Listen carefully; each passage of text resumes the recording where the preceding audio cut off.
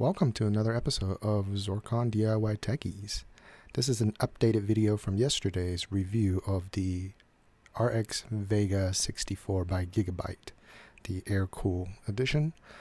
There was a toggle switch on the GPU, which means that it is a dual BIOS video card, and we switch on the we flip it over to the other side, and we're now running a test on it. As you can see, the temperature is more reasonable. Now, of course, we did also did a complete teardown, and we also changed the thermal paste to Arctic Silver 5 while we were doing the teardown. So that could have some influence on the overall temperature of the thermal diode as well of the GPU. But as of right now, it is showing that it's clocked at 1536, which is what the boost clock would be. And yesterday, while the toggle switch is on the other side, on the original side, it was clocked at 1630, and now today on this new side, the maximum is 1630. While the memory clock is still the same at 945, and we were running it, and the hash rate for Ethereum was 30.6 consistently. Of course, now the HBM temperature has climbed to 93, but it's not really doing a whole lot of difference. We are recording right now, so yeah. I also want to thank our viewers of the review video. Both Lewis and Mr. Psycho have provided us links to, the Blockchain Compute release edition of the driver from AMD. So we're going to go download that and install it and see if it makes a difference in the hash rate of the RX Vega 64. So we will be right back. Alright, so we have gone ahead and downloaded the Beta Blockchain Compute driver from AMD that's released on August 11th. Now, before we go and install the driver and rerun the mining test, I wanted to show you, some viewers were pointing out that we weren't cranking the fan speed up high enough to cool down the cores and the memory. Well, I'll show you what happens. So right now it is at 47%. It is going at about 2400 RPM, as you can see right here. And so right now it's on manual. We can crank it up all the way to 100% and click yes to apply, and it goes right back down to 49. It is capped. So this is as fast. 2400 RPM is as fast as the stock reference design single blower fan would do, as far as I know right now. And we have also tried to, in our afterburner setting, to unlock voltage control and unlock voltage monitoring. Does not matter. It is not monitoring the voltage, and it is not allowing us to change the core voltage either, at least in Afterburner. In Wattman, that's a whole different case.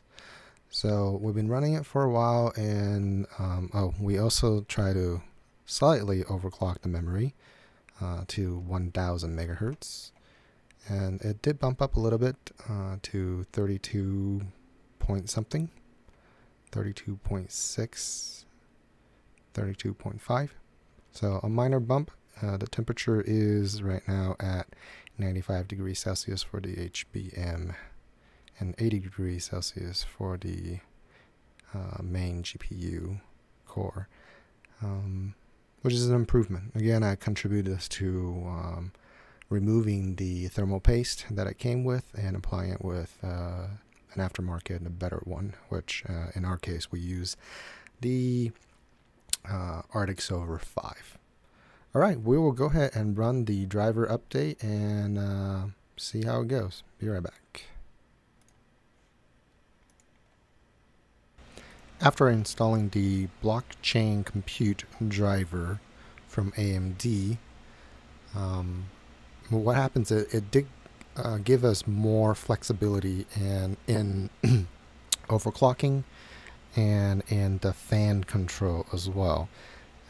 Turns out the thermal was a major hurdle, and with the Blockchain Compute driver, video card driver, we were able to change the fan speed all the way up to 9400 RPM, whereas before it wouldn't go above 2400 RPM.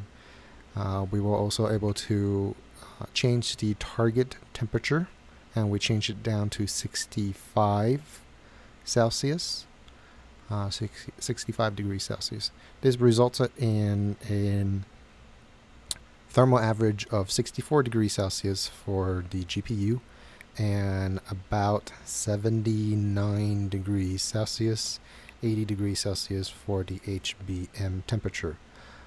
This also has resulted in an hash rate increase to as high as 40. Right now it's averaging between 38 to 40 mega hashes. This of course is with a minor overclocking of the VRAM as well to 1025. We tried to clock it to 1050 and it really instead of increase and actually decrease slightly. So we decided to set at 1025 for the VRAM, and all of this is done in Wattman, whereas before the previous beta driver, the non-blockchain compute driver, wouldn't allow us to change a lot of these things. Now it does, especially on the thermal. I don't know if you can pick it up on the microphone though, but that blower is really working very hard right now. It is at about 3700 RPM. Yeah, there's still room then. Here's a 40 mega hashes per second. So there's still room for thermal improvement, and I believe that a better thermal solution that's still needed, and which will come with the manufacturer's own version of the thermal solution for the RX Vega.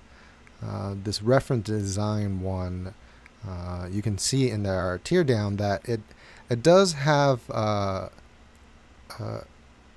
metal plate that touches most of the VRAM modules, as well as a copper-plated aluminum thin heatsink for the GPU itself. There will be better thermal solutions which will drastically bring down the overall temperature, and I think there are room still for increasing hash rate. So right now, with what we can fine tune to, we're getting about 40 mega hashes per second as the top. Oh, actually there was a 41 mega hashes right here. But overall average, I would say it's about 30 to 40 mega hashes. 39 to 40 mega hashes per second. We have not tried to seriously undervolt the VRAM or the core, but we will give that a try, and in a later video we'll publish our findings. Switching over from Wattman to MSI Afterburner after we've updated the driver to the blockchain computing driver, and keeping the fan speed at 100%. Our GPU is running stable at about 62 degrees Celsius core with a 76 degrees Celsius HBM temperature, and we're resulting in a 41, just over 41.1 mega hashes per second. This is slightly higher than what we were getting in the Wattman. Oh, and it dips just as I speak, dips a little. But regardless, keeping the fan speed at the maximum possible does have a positive effect on the cooling, which is the main reason for the decline in the hash rate.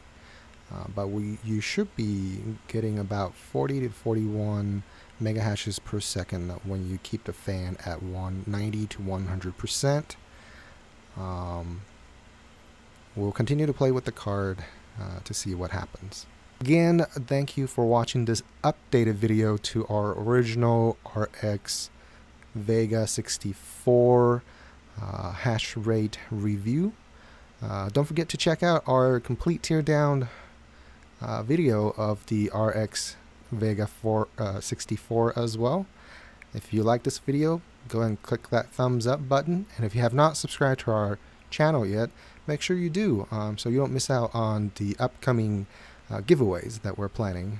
We have a couple giveaways planned for this month alone, including the monthly cryptocurrency giveaway, and we're giving away 1 or 2 motherboards for mining as well. So stay tuned. Thanks again for watching, and hope to see you again in the next Zircon DIY Techies video. Bye-bye.